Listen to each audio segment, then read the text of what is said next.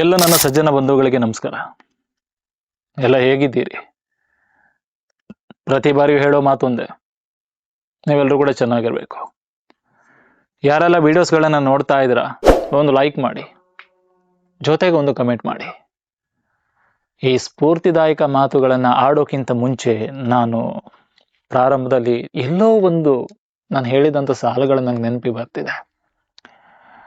ಯಾಕಂದ್ರೆ ನೊಂದ ಮನಸ್ಸಿಗೆ ಸಂಜೀವಿನಿ ಆದಂಥ ಈ ಧ್ವನಿ ಪ್ರಾರಂಭವಾಗಿದ್ದು ಈ ಸಾಲುಗಳಿಂದ. ಬದುಕಿದ್ದಾಗ ನಮಸ್ಕಾರ ಮಾಡಿದ ಜನ ಸತ್ತಾಗ ಪಾದ ಮುಟ್ಟಿ ಕೈ ಮುಗಿದರು. ಉಸಿರಿರುವಾಗ ನೀ ಸತ್ತಿದ್ದರೆ ಚೆನ್ನಾಗಿರುತ್ತಿತ್ತು ಎಂದವರು ಸತ್ತಾಗ ನೀ ಬದುಕಿರಬೇಕಿತ್ತೆಂದರು. ಅಂಗಳದ ತುಂಬೆಲ್ಲ ಅರಳಿ ನಿಂತ ಅನಾಮಧೇಯ ಹೂಗಳ ಮುಟ್ಟಲು ಸಹ ಬಿಡದಿದ್ದವರು ಸತ್ತಾಗ ಸುವಾಸನೆ ಬೀರುವ ಹೂಗಳ ತಂದು ಅಲಂಕರಿಸಿದರು.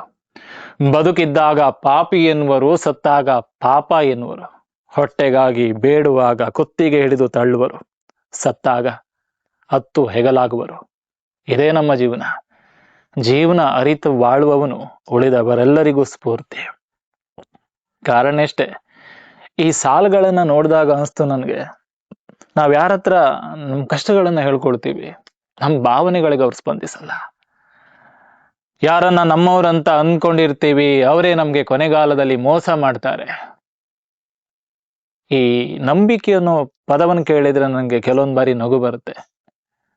ನನ್ನವರು ಅಂತ ಅಂದ್ಕೊಂಡವ್ರೆ ಆ ನಂಬಿಕೆಗೆ ಮೋಸ ಮಾಡಿದ್ರು. ನನ್ನವರೇ ಅಂತ ಅಂದ್ಕೊಂಡವರು ನನ್ನ ನಂಬಿಕೆಗೆ ಬೆಂಕಿ ಇಟ್ರು, ಕೊಳ್ಳಿ ಇಟ್ರು ಅಂತ ಹೇಳ್ತಾ. ಪ್ರಪಂಚದಲ್ಲಿ ಯಾರನ್ನು ಕೂಡ ನಂಬಾರ್ದು, ಈ ಮಾತು ಸತ್ಯ.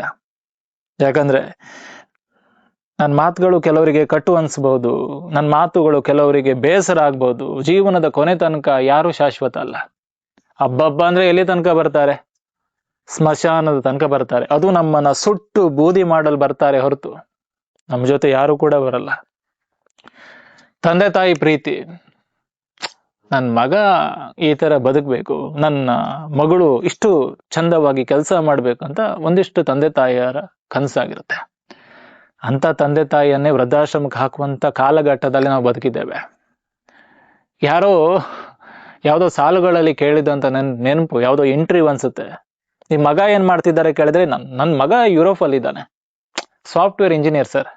ನನ್ನ ಮಗಳು ಅವಳು ಶಿಕ್ಷಕಿ. ನಿಮ್ಮ ಅಳಿಯ ಅವನು ಕೂಡ ಅಮೆರಿಕದಲ್ಲಿದ್ದ, ನೀವೆಲ್ಲಿದ್ದೀರಾ? ನಾವು ವೃದ್ಧಾಶ್ರಮದಲ್ಲಿದ್ದೀನಿ. ಗೊತ್ತಿಲ್ಲ.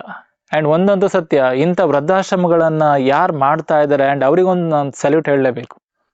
ಯಾಕೆ ಹೇಳಿ, ಯೋಗ್ಯತೆ ಇಲ್ದವರು ತಂದೆ ತಾಯಿಯನ್ನ ತೆಗೆದುಕೊಂಡು ಹೋಗಿ ವೃದ್ಧಾಶ್ರಮಕ್ಕೆ ಹಾಕ್ತಾರಲ್ಲ, ಅಂತ ತಂದೆ ತಾಯಿಯನ್ನ ಸಾಕ್ತಾ ಇದಾರಲ್ಲ, ಆ ಯೋಗ ಇದೆಯಲ್ಲ ಅವ್ರಿಗೆ. ಅಂಡ್ ಅವ್ರಿಗೊಂದು ಸಲಾಮ್ ಅಂತ ಹೇಳ್ತಾ ನಾನು ಹೇಳೋದಿಷ್ಟೇ, ಇರೋದು ಒಂದೇ ಒಂದು ಜೀವನ. ತಂದೆ ತಾಯಿಯನ್ನ ಚೆನ್ನಾಗಿ ನೋಡ್ಕೊಳ್ಳಿ. ಅಂಡ್ ಇದಕ್ಕಿಂತ ಸೌಭಾಗ್ಯ ಯಾವುದೂ ಇಲ್ಲ. ಏನು ಅಂತಾರಲ್ಲ, ಇದ್ದಾಗ ಕಡೆಗಣಿಸಿ ಸತ್ತಾಗ ಹತ್ತರ ಏನು ಬಂತು ಪ್ರಯೋಜನ? ತಂದೆ ತಾಯಿಯ ಪ್ರೀತಿ ಎಲ್ರಿಗೂ ಸಿಗಲ್ಲ. ನಾನು ಪ್ರತಿ ಬಾರಿ ಹೇಳ್ತಾ ಇರ್ತೀನಿ, ಇಲ್ಲಿ ಯಾರು ಅನಾಥರು? ತಂದೆ ತಾಯಿ ಇಲ್ದವರು ಅನಾಥರಲ್ಲ, ಫ್ಯಾಮಿಲಿ ಇಲ್ದವ್ರು ಅನಾಥರಲ್ಲ. ತಂದೆ ತಾಯಿಯ ಪ್ರೀತಿ ಗೊತ್ತಿಲ್ದವರು, ತಂದೆ ತಾಯಿಯ ಭಾವನೆಗಳು ಗೊತ್ತಿಲ್ದವರು ನಿಜವಾದ ಅನಾಥರು ಅಂತ ಹೇಳ್ತಾ ಇಷ್ಟೇ. ಈ ಸಾಲುಗಳನ್ನು ಕೇಳಿದಾಗ ನನಗೆ ನಿಮ್ಮ ಜೊತೆ ಹಂಚ್ಕೊಳ್ಬೇಕನ್ಸ್ತು. ಯಾಕಂದ್ರೆ ನನ್ನ ಮಾತುಗಳನ್ನ ರಾಜ್ಯದ ಮೂಲೆ ಮೂಲೆ ಸ್ನೇಹಿತರು ಕೇಳ್ತಾ ಇದ್ದೀರಾ, ಕಮೆಂಟ್ ಮೂಲಕ ತಿಳಿಸ್ತಾ ಇದ್ದೀರಾ. ಮುಂದಿನ ಸಂಚಿಕೆ ಹೀಗಿರ್ಲಿ, ಈ ಸಂಚಿಕೆಗಳನ್ನ ಮಾಡ್ತಾ ಇರಿ. ಯಾಕಂದ್ರೆ ಈ ಧ್ವನಿಯಿಂದ ನಿಮ್ಮ ಮನದ ನೋವಿಗೆ ಮದ್ದಾಗ್ತದಲ್ಲ, ನೊಂದ ಮನೆ ಅಂಗಳದಿ ನಲಿವಿನ ಮಲ್ಲಿಗೆಯನ್ನ ಅರಳಿಸುವಂತ ಪ್ರಯತ್ನ ಮಾಡ್ತಾ ಇರ್ತೀನಿ. ನೀವುಗಳು ಕೂಡ ಈ ಮಾತುಗಳನ್ನ ಕೇಳಿ ನಿಮ್ಮ ಮನಸ್ಸಿನ ನೋವನ್ನ ಸರಿಪಡಿಸ್ಕೊಳ್ಳಿ ಅಂತ ಹೇಳ್ತಾ, ಸೊ ಮತ್ತೆ ಮುಂದಿನ ವಿಡಿಯೋದಲ್ಲಿ ಸಿಗ್ತೀನಿ. ನಿಮ್ಮ ಎ.ಕೆ. ಶೆಟ್ಟಿ ನಡೂರು ಕಡೆಯಿಂದ ಧನ್ಯವಾದಗಳನ್ನು ತಿಳಿಸ್ತಾ, ಮುಂದಿನ ವಿಡಿಯೋ ಯಾವ್ದಿರ್ಲಿ, ಈ ವಿಡಿಯೋಗೊಂದು ಲೈಕ್ ಮಾಡಿ, ಜೊತೆಗೊಂದು ಕಮೆಂಟ್ ಮಾಡಿ ಅಂತ ಹೇಳ್ತಾ, ಮುಂದಿನ ವಿಡಿಯೋದಲ್ಲಿ ಸಿಗ್ತೀನಿ ಅಂತ ಹೇಳ್ತಾ, ಮುಂದಿನ ವಿಡಿಯೋದಲ್ಲಿ ಕಂಟೆಂಟ್ ಯಾವ್ದಿರ್ಲಿ ಕಮೆಂಟ್ ಬಾಕ್ಸ್ ನಲ್ಲಿ ತಿಳಿಸಿ. ಧನ್ಯವಾದಗಳು.